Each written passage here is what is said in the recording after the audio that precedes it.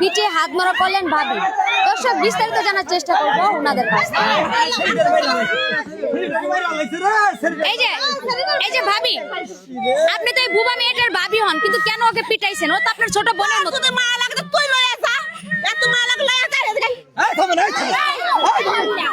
বাবা একটু দাঁড়ান, একটু কথা বলি, আমি একটু কথা বলা শুনতে দেন।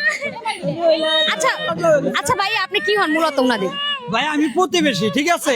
আমি নিত্য প্রতিদিন মনে করেন মুদি দোকান করি, বাজারে যাইতেছি। আজকে মনে করেন চিল্লা চিল্লি করে আমার শুভক্ষণটা নষ্ট হয়ে গেল। এই মহিলার ঝগড়া দেখে যেদিন আমি বাজারে যাই আমার ঠিকঠাক মতো বেচা হয় না, শেষ পর্যন্ত আমি এনজিওর কিস্তি দিতে পারি না। খুব খারাপ মহিলা এটা।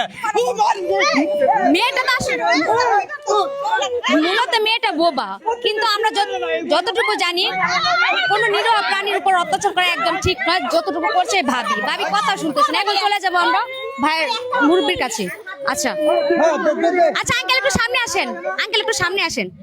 আচ্ছা আপনি এই ফ্যামিলিতে আপনি কি হন? ফ্যামিলির কি হন? এলাকার প্রতিবেশী। আচ্ছা এই মেয়েটা বুবা আচ্ছা এক জায়গায় মানে বিবাহ দিছিল, কিন্তু মেয়েটা ভাত খাইতে পারে নাই।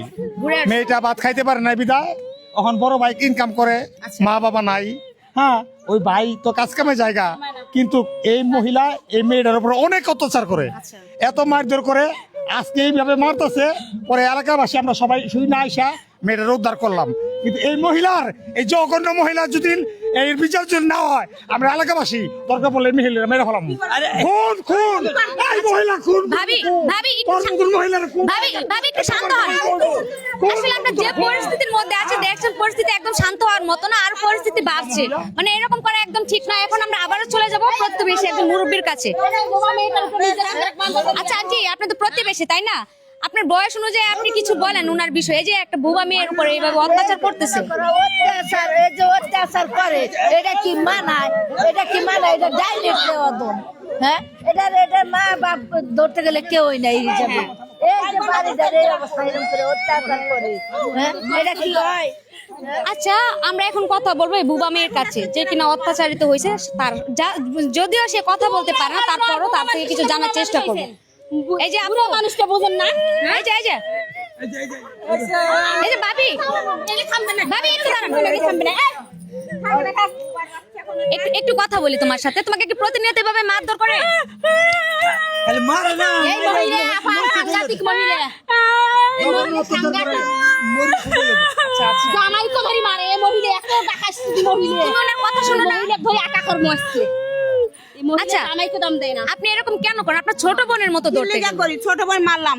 ওই বুবারে দেখতেছেন ভালো, ওই বুবা যে কোন খারাপের খারাপ অপশনে না। বিয়ে দিছি 15 দিনে ভাতারে লাগে নাঙ্গে লাগে সংসার করতে পারে না। ওই মাথার উপর গাড়ির মধ্যে বই বই খাবো, আর আমি রাখবো। ওই বুবারে যে আমি কি করবো? কি করবো? কেন শ্বশুর বাড়িতে সংসার করে খাওয়া যাইতো না? খাওয়া যাইতো না?